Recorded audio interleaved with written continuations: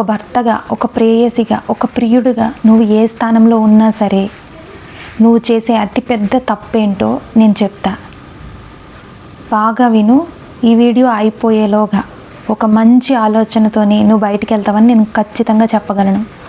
చాలామంది తన వైఫ్ దగ్గర, లేదంటే హస్బెండ్ దగ్గర, లవర్ దగ్గర, సమ్ పర్సన్స్ దగ్గర, నా అనుకునే బంధం దగ్గర మన ఫ్యామిలీలో ఒక పర్సన్ కోసం చెడుగా చెప్తుంటారు.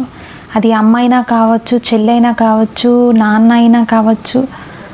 ఎలా అంటే, మా చెల్లెలు ఉంటుందబ్బా, నాకు అస్సలు నచ్చదు, ఆమె క్యారెక్టర్ అంటేనే అసలు నచ్చదు, అసలు ఆమెతో మాట్లాడడం అంటేనే నాకు ఇష్టం ఉండదు, నాకు ఇష్టం లేకపోయినా సరే కొన్నిసార్లు భరించాల్సి వస్తుంటుంది, అసలు ఆమె మొహం కూడా నాకు చూడాలనిపించదు అని నా అనుకునే బంధం దగ్గర నీ ఫ్యామిలీ మెంబర్ని నువ్వు తక్కువ చేసి మాట్లాడుతుంటావు. మా నాన్న ఉంటాడు, ఎప్పుడు తాగుతూనే ఉంటాడు, ఎన్నిసార్లు తాగి పడిపోతాడో తెలీదు, రాత్రుల్లో వస్తాడు, ఎప్పుడు కూడా గొడవలు పడుతూనే ఉంటారు మా పేరెంట్స్. అసలు నాకు ఇంటికి వెళ్ళాలంటేనే నచ్చదు. ఇలాంటి పేరెంట్స్ ఏంటా అని అనిపిస్తుంటుంది. మా నాన్న నాకు నచ్చడు, మా అమ్మ నాకు నచ్చదు. తెలుసో తెలియకో నీ ఫ్యామిలీ మంచి వాళ్ళైనా చెడ్డ వాళ్ళైనా నీ కోపం తెప్పించిన, మన చెల్లెలు మంచిదైనా కాకపోయినా, మన తండ్రి తాగుబోతైనా, మన తల్లి తెలిసి తెలియక తప్పు ఏమైనా చేసినా సరే నువ్వు చెయ్యకూడని పని ఏంటో చెప్పనా? నీ పార్ట్నర్ దగ్గర నీ ఫ్యామిలీని కించపరుస్తూ నాకు నచ్చట్లేదు, వాళ్ళ వ్యక్తిత్వం అంటే నాకు నచ్చదు అని చెప్పి మాట్లాడడం. ఎందుకు నేను ఇంతలా చెప్తున్నాను అంటే, నీ ఫ్యామిలీని నువ్వే దిగజార్చి నీ వైఫ్ దగ్గర, లేదా నీ హస్బెండ్ దగ్గర, లేదంటే నీకు కాబోయే ఫియాన్సీ దగ్గర నువ్వు ఏదైతే నీ ఫ్యామిలీ కోసం మాట్లాడతావో దాని ప్రకారమే నీ జీవితం ఆధారపడి ఉంటుంది. గడపబోయే అవతల వాళ్ళతో గడపబోయే నీ జీవితం దాని మీదే ఆధారపడి ఉంటుంది. నువ్వు ఇప్పటి వరకు ఫేస్ చేసి ఉండొచ్చు, చెయ్యకుండా కూడా ఉండొచ్చు. మా చెల్లెలు ఇలా అని చెప్తే రేపొద్దున్న మీ చెల్లెల కోసమనే కాదు, మీ చెల్లి అయినా, మీ తమ్ముడైనా, లేదా మీ అన్న అయినా, మీ నాన్నగారైనా, మీ అమ్మ అయినా, ఎవరి కోసం అయితే నువ్వు చెప్తున్నావో వాళ్ళ కోసం నువ్వు చెప్పిన తర్వాత నీతో ఉండే ఆ వ్యక్తి వాళ్ళని ఎలా గౌరవిస్తారు అని నువ్వు అనుకుంటావు? ఒకసారి ఆలోచించు. ఒక్క బిడ్డగా నువ్వే వాళ్ళకి రెస్పెక్ట్ చేయకుండా వాళ్ళ గౌరవాన్ని కాపాడకపోయినా పర్వాలేదు, కానీ దిగజార్చి నువ్వే మాట్లాడితే వాళ్ళు, నీ ఇంట్లో ఉండే వాళ్ళు నీ ఫ్యామిలీని గౌరవిస్తారా? ఆలోచించు. రేపొద్దున్న ఏదైనా గొడవ వచ్చేటప్పుడు ఖచ్చితంగా అవతల వాళ్ళు ఏమంటారో తెలుసా?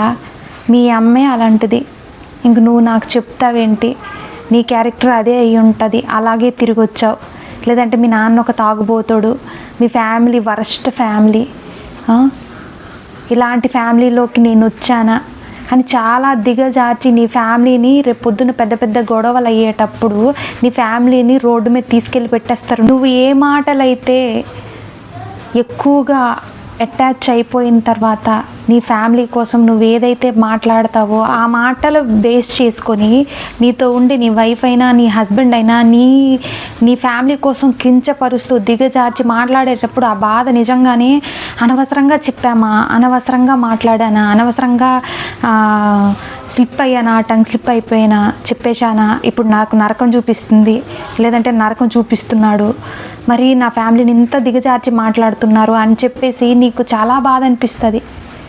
నాకు అర్థం కాదు. పెళ్లి చేసుకునే పర్సన్ దగ్గర నేను చాలామందిని చూసిన, పెళ్లి చేసుకునే పర్సన్ దగ్గర, లేదంటే ఆల్రెడీ పెళ్లి చేసుకున్న వాళ్ళ దగ్గర నీ ఎక్స్ బాయ్ ఫ్రెండో గర్ల్ ఫ్రెండో కోసం మహా అయితే ఒక విషయం కోసం చెప్పడం చాలా ఎక్కువ, ఒక లవ్ స్టోరీ కోసం చెప్పడం చాలా ఎక్కువ. అది కూడా ఎంతో ఆ లవ్ స్టోరీలో ఎలాంటి ఇవి లేనిది అలాంటి విషయాన్ని తెచ్చి మాత్రమే చెప్తారు వైఫ్ దగ్గరైనా, హస్బెండ్ దగ్గరైనా.